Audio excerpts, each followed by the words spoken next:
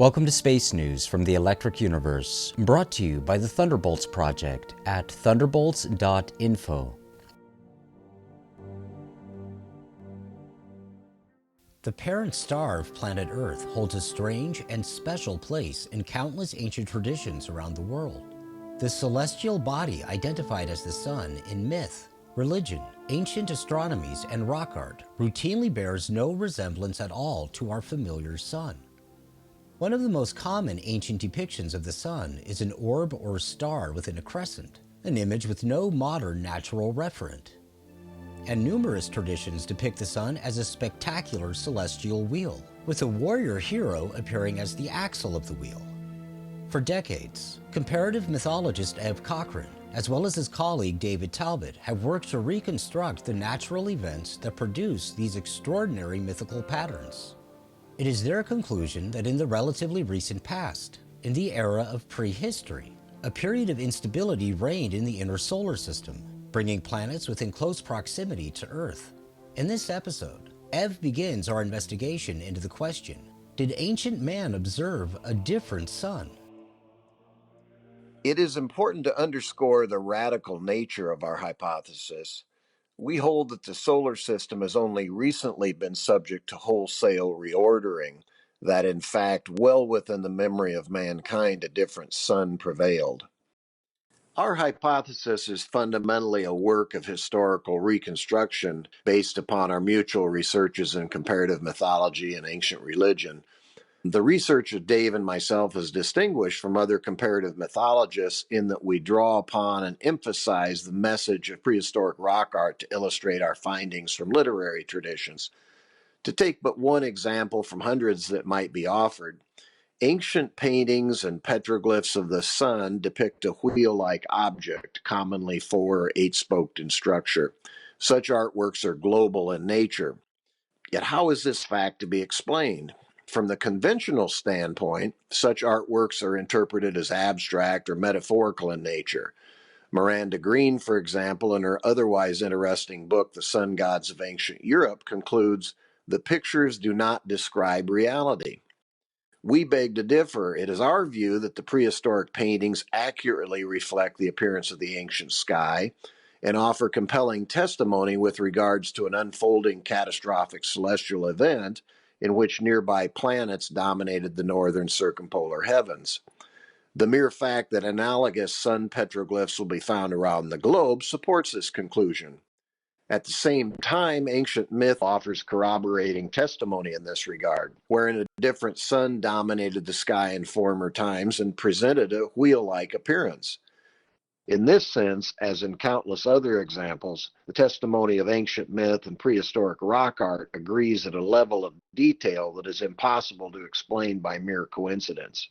In the Thunderbolts of the Gods, together with a number of other recent publications, Dave and myself have presented a wealth of evidence that the former sun was the focus of prodigious electrical activity and the source of spectacular outbursts of lightning, heaven-spanning storms, and aurora-like phenomenon.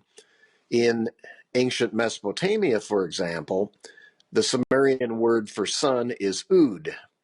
The same word is employed to write storm or thunder god, a startling extension of meaning. Sumerian hymns invoking the ancient sun god likewise describe it as a source of storms. So one hymn reads, the sun god thunders over the mountains like a storm. Another hymn reads, as my king the sun god comes forth, the heavens tremble before him and the earth shakes before him. Now I ask, does this sound like a realistic description of the modern experience of sunrise? In what sense is the sun's appearance over the eastern horizon ever accompanied by a shaking of heaven and earth or great bouts of lightning? What could the sun have to do with thunder and lightning?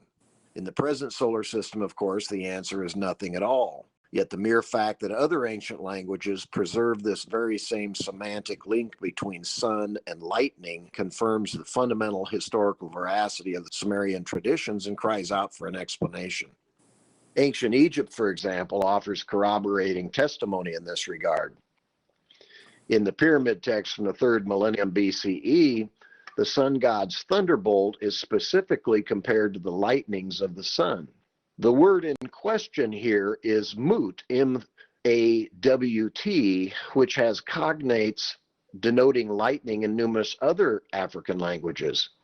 Significantly, however, the very same word is used to denote the spokes of a wheel. In the present world, of course, lightning has nothing whatsoever to do with the sun or wheels, hence the fundamental importance of such terminology for our historical reconstruction. But we need not rely simply on ancient language and myth alone.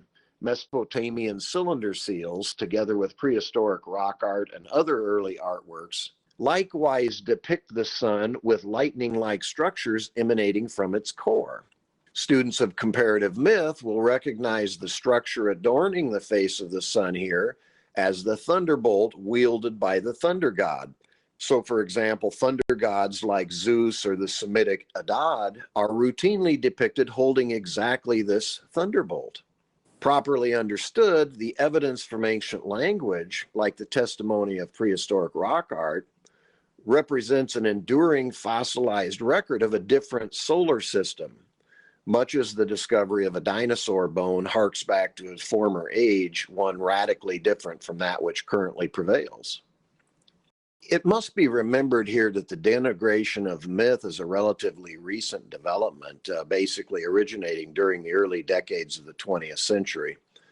The science of comparative mythology, like the complementary science of comparative linguistics, grew out of the 19th century writings of world-class scholars such as Max Muller and Adalbert Kuhn, who rightly emphasized the prominent role of the sun and the thunder god in ancient myth and religion. Yet the excesses of these schools, together with that of the Pan-Babylonians, led to a general backlash against naturist or astronomical interpretations of myth and religion. Current models of myth, such as that advanced by George Dumézil, which dominates scholarship, emphasize linguistic connections above all else and are much more narrow-minded in scope. For example, Dumézil largely focuses on Indo-European myth. Most important, perhaps, is the fact that current models of myth always seek to understand the ancient traditions by reference to the present sky. But the ancient testimony is impossible to square with the present solar system. And as a result, scholars are left with empty slogans pointing to figurative language, metaphor, and such statements as that of Green, quoted earlier, to the effect that the pictures do not describe reality. As Dave and I have documented, however, granted the fact that the ancient traditions and prehistoric rock art complement each other, it therefore stands to reason that they do indeed describe historical reality.